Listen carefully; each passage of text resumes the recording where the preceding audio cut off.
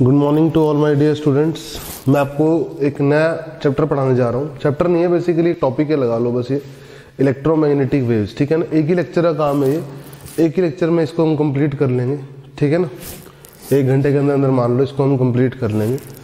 और electromagnetic waves में कुछ थ्योरी वाला पार्ट होता है जिसमें हमें अलग अलग टाइप की वेव्स को याद करना होता है कि इंफ्रारेड क्या काम करती है, इसकी रेंज कहाँ से कहाँ तक है, अल्ट्रावायलेट कहाँ क्या काम करती है, इसकी रेंज कहाँ से कहाँ तक है, अल्ट्रावायलेट कैसे पैदा होती है, ये हमें थोड़ा लर्न करना होता है। इसके लिए मैं आपको नोट्स प्रोवाइड कर ही दूंगा। ठीक है, और इलेक्ट्रोमैग्नेटिक वेव्स में हम क्या क्या पढ़ने वाले हैं, डिस्प्लेसमेंट करंट पढ़ने वाले हैं। ठीक है ना, स्पीड ऑफ लाइट निकालने वाले हैं कितनी होती है। ठीक है, और इंटेंसिटी पढ़ेंगे। ठीक है ना, इलेक्ट्रोमैग्नेटिक वेव्स की।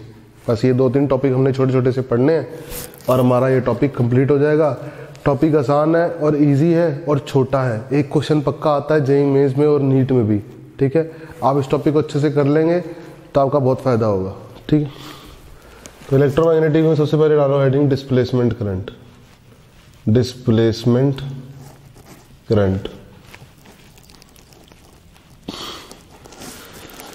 मैं कुछ बताना चाहता हूँ आपको, है ना। जैसे जब आपको मैंने पढ़ाया कि variable magnetic field, variable magnetic field या मैग्नेटिक फ्लक्स, क्या या मैग्नेटिक फील्ड क्या प्रोड्यूस करता है, इंड्यूस करता है। इलेक्ट्रिक फील्ड करता है कि नहीं करता, बोलो। इसका वाइस वर्सा भी ट्रू होता है, पता है आपको। इसका वाइस वर्सा भी ट्रू होता है। वेरिएबल इलेक्ट्रिक फील्ड या इलेक्ट्रिक फ्लक्स भी, ये तो आप पढ़ चुके हो, ये मैं आपको पढ़ा रहा हूँ। वेरिएबल इलेक्ट्रिक फ्लक्स या फिर इलेक्ट्रिक फील्ड प्रोड्यूस करता है मैग्नेटिक फील्ड। ठीक है ना। अब सवाल उठता है कैसे, देखो बेसिकली होता क्या है, मान लीजिए पहले डिस्प्लेसमेंट करंट होता क्या है। ठीक है ना, मैग्नेटिक फील्ड कैसे प्रोड्यूस करता है, मैग्नेटिक फील्ड ऐसे प्रोड्यूस करता है कि करंट होता है तो B dot DL is equal to mu not into current enclose. सीखा था आपने, बोलो, करंट एंक्लोज सीखा था कि नहीं सीखा था। तो मान लो जैसे एक कैपेसिटर है, ध्यान समझो बात को। ये कैपेसिटर है और क्या लगा दिया आपने यहाँ, बैटरी लगा दी, यहाँ AC सप्लाई लगा दी, कुछ भी लगा दिया, AC सप्लाई लगा दी, लगा लो आपने। ठीक है, यहाँ पे बैटरी के साथ R लगा दिया, टाइम का फंक्शन है ना, तब भी तो कुछ भी कर दिया आपने। ठीक है ना, चलो ऐसे पढ़ लेते हैं कि E लगा दिया, RC सर्किट सिंपल वाला, R लगा दिया, ये C लगा दिया। ठीक है, तो आपको सबको पता है कि क्या होगा, यहाँ से चार्ज निकलेगा dq।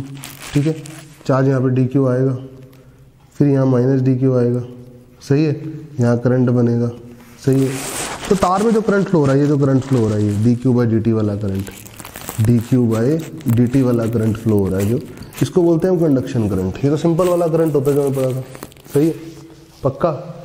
अब होता क्या है बेटा, यहाँ पर बीच में इलेक्ट्रिक फ्लक्स बदल रहा है। क्या बदल रहा है, electric flux will change, electric flux will change.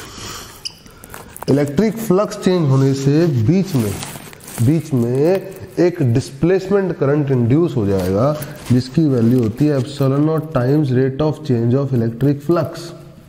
क्या होती है, epsilon not times rate of change of electric flux. ठीक है, तो मान लो किसी भी इंस्टेंट पे इस पर Q चार्ज आ गया। ठीक है, तो बोलो डिस्प्लेसमेंट करंट कितना होगा, डिस्प्लेसमेंट करंट होगा एप्सिलॉन नॉट, फ्लक्स कितना होगा, जल्दी बोलो, फ्लक्स कितना होगा, कितने एरिया से पास होने वाला, बोलो। फ्लक्स होगा आपका Q close upon epsilon not, है ना। तो मान लो आपको यहाँ से फ्लक्स निकालना है, ये इस पर Q हिस्सा ये बना दिया मैंने, ये गॉसियन सरफेस बना दिया। ठीक है ना, इसके थ्रू मैं फ्लक्स निकालना चाहता हूँ। तो क्या फ्लक्स है, Q जितना भी इस पर चार्ज आ चुका है अपॉन एप्सिलॉन नॉट का D बाई dt टाइम्स, बोलो, D by dt times of Q upon epsilon not. सही है, तो आई डी कितना आ जाएगा, एप्सिलॉन नॉट से एप्सिलॉन नॉट कटेगा, D Q by D T आ जाएगा, D Q by D T तो आई सी था, तो उतना ही करंट फ्लो हो जाएगा, जितना डिस्प्लेसमेंट करंट था उतना ही कंडक्शन करंट हो जाएगा, उतना ही क्या हो जाएगा, कंडक्शन करंट हो जाएगा। कुछ ये कहते हैं कॉन्टिन्यूटी बनाए रखने के लिए, to maintain continuity in circuit, displacement current आता है to maintain continuity in circuit. Circuit में कॉन्टिन्यूटी बनाए रखने के लिए डिस्प्लेसमेंट करंट आता है, जैसे मान लो ये है ना, तो ये करंट आई निकला है ना, तो आई निकला कंडक्शन है, तो यहाँ कौन सा करंट होगा, यहाँ कंडक्शन नहीं होगा, यहाँ डिस्प्लेसमेंट करंट होगा। फिर यहाँ दोबारा क्या बन जाएगा, कंडक्शन बन जाएगा, कंडक्शन डिस्प्लेसमेंट सेम है, करंट एक ही है। अरे बोलो बस, इसमें बीच में नाम क्या दे दिया जाएगा, डिस्प्लेसमेंट करंट का नाम दे दिया जाएगा कंडक्शन की जगह। ठीक है, अब समझो बात को, देखो यहाँ पर अगर मैं बात करूँ तो एक करंट कैरिंग वायर है, यहाँ पे मैग्नेटिक फील्ड होगी, अगर इस करंट कैरिंग वायर के आसपास ऐसे गोल घूमो तो मैग्नेटिक फील्ड लाइंस होंगी। सिमिलरली यहाँ भी मैग्नेटिक फील्ड लाइंस पाई गई, यहाँ बीच में भी मैग्नेटिक फील्ड लाइंस, अगर लूप बनाया गया तो मैग्नेटिक यहाँ पॉइंट पे देखा गया तो मैग्नेटिक फील्ड पाई गई, मैग्नेटिक फील्ड पाई गई। तो अब बी डॉट डी एल होता है mu naught into current enclose. अब यहाँ पर कंडक्शन करंट तो था नहीं, डिस्प्लेसमेंट करंट की वजह से करंट एनक्लोज था, उसकी वजह से क्या आया, बी आया, उसकी वजह से क्या आया, बी आया।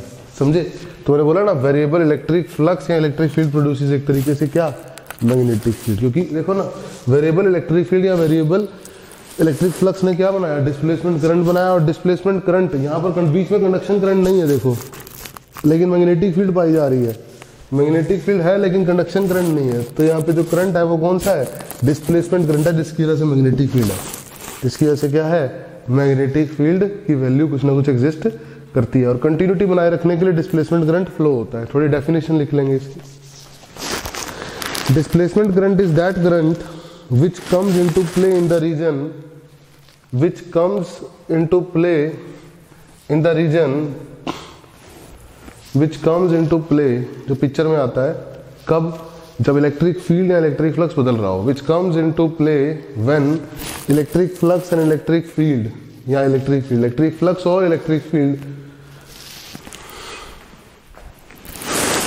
वेरीज, बदल रहा हो,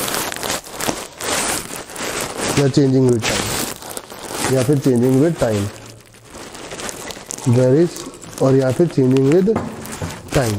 सही है, बोलो सही, कोई दिक्कत वाली बात नहीं है। तो लिख लो, Maxwell modified Ampere circuital law, Maxwell modified Ampere circuital law क्या बन जाएगा, मॉडिफाइड फॉर्म क्या बन जाएगी इसकी, B dot D L mu not into current enclose. वो करंट एनक्लोज कंडक्शन भी हो सकता है और डिस्प्लेसमेंट भी हो सकता है, बोलो कंडक्शन प्लस डिस्प्लेसमेंट। सही है, कोई दिक्कत वाली बात नहीं है। ठीक है, आपको समझ में आया, बोलो सही है। और मैक्सवेल इक्वेशंस क्या है, मैक्सवेल इक्वेशंस क्या है बेटा, मैक्सवेल की इक्वेशंस बोलो, मैक्सवेल की इक्वेशंस क्या है। मैक्सवेल की इक्वेशन एक तो E dot d s close surface के लिए charge enclose upon epsilon naught, ठीक है। दूसरी B dot d s close surface के लिए 0। तीसरी क्या है, E dot D l E M F, E dot D l M F होता है ना, is what t of 5B by D t, magnetic flux के चेंज होने का रेट EMF होता है ना, मैग्नीट्यूड अगर बात की जाए। चौथी equation B dot D l modified form में बताई, mu naught into conduction plus displacement. These are the 4 Maxwell equations. अगर आपको आता है कि मैक्सवेल इक्वेशन बताओ कौन कौन सी हैं, तो ये चारों मैक्सवेल इक्वेशंस हैं। ये चारों क्या हैं, मैक्सवेल इक्वेशंस हैं। ठीक है, आपको पता होना चाहिए मैक्सवेल इक्वेशंस है। ठीक है, कोई दिक्कत वाली बात नहीं है। ठीक है, हेडिंग डालो इलेक्ट्रोमैग्नेटिक वेव, हेडिंग डालो इलेक्ट्रोमैग्नेटिक वेव, इलेक्ट्रोमैग्नेटिक वेव, ठीक है। डिस्कशन को खत्म हो गया। इलेक्ट्रोमैग्नेटिक वेव के बारे में हल्का सा बता देता हूँ, ठीक है। डेफिनेशन और उसका नेचर जितना हमारे काम का है, स्कूल के लिए है टॉपिक इलेक्ट्रोमैग्नेटिक वेव, और कोई नहीं पूछ रहा है इसको कहीं भी, ठीक है ना। सबसे पहली बात,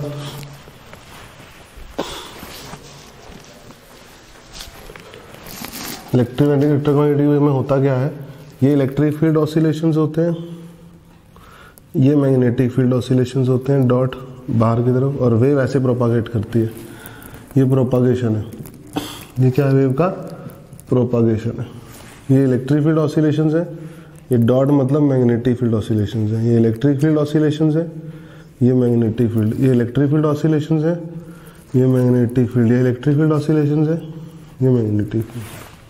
और प्रोपागेशन ऑफ वेव कैसा है, perpendicular to electric field as well as magnetic field. Propagation की जो वैल्यू होती है वो क्या होती है, स्पीड ऑफ लाइट वो होती है 1/√μ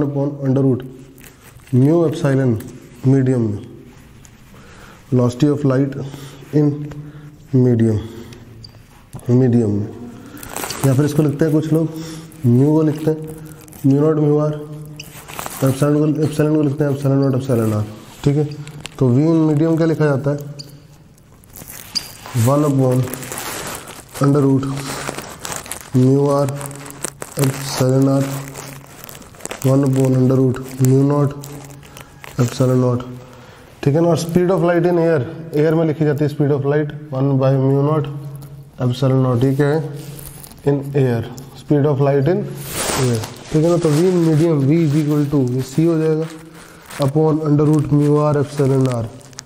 इस μr √μr ε0 को बोला जाता है refractive index, n refractive index, क्या बोला जाता है, रिफ्रैक्टिव इंडेक्स। इस μr ε0 को, इस √μr ε0 को बोला जाता है n, सही है, पक्का, कोई दिक्कत नहीं है, ठीक है। और इसका ऐसे समझ लो प्रोपगेशन कि मान लो ये ऑसिलेशन है इस डायरेक्शन में, ठीक है ना, कोई दिक्कत वाली बात नहीं, सही। और इसके परपेंडिकुलर मैग्नेटिक फील्ड के ऑसिलेशन y, x और z, ठीक है ना। इसके परपेंडिकुलर किसके ऑसिलेशन है, मैग्नेटिक फील्ड के, ऐसे,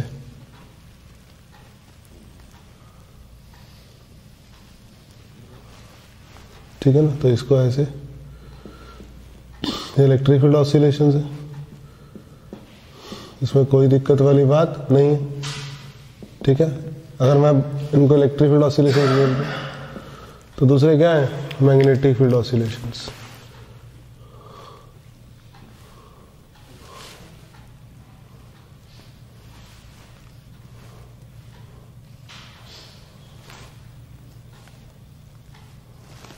ठीक है ना। अगर इसको हम मैग्नेटिक फील्ड ऑसिलेशंस बोल रहे हैं तो ये क्या है, इलेक्ट्रिक फील्ड ऑसिलेशंस है। मैग्नेटिक फील्ड ऑसिलेशंस है कौन से प्लेन में, एक्स जेड प्लेन में, और इलेक्ट्रिक फील्ड ऑसिलेशंस है एक्स वाई प्लेन में, ठीक है ना, पक्का, कोई दिक्कत वाली बात नहीं है। ये वाई एक्सिस और वेव का प्रोपोगेशन इधर है, ठीक है, बोलो समझ में आया अच्छे से कोई दिक्कत वाली बात नहीं है कहीं से कहीं तक, ठीक है। लिखो, electromagnetic waves are those waves, electromagnetic waves are those waves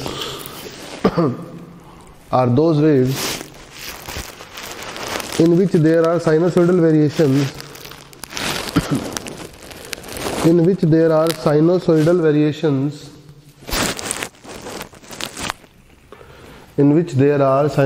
variations of electric field and magnetic field vectors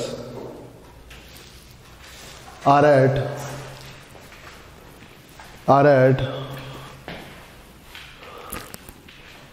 right angle to each other,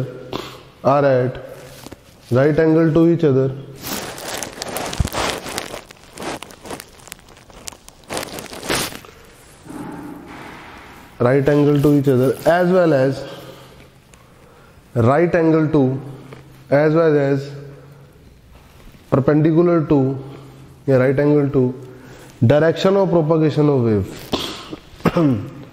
direction of propagation of wave.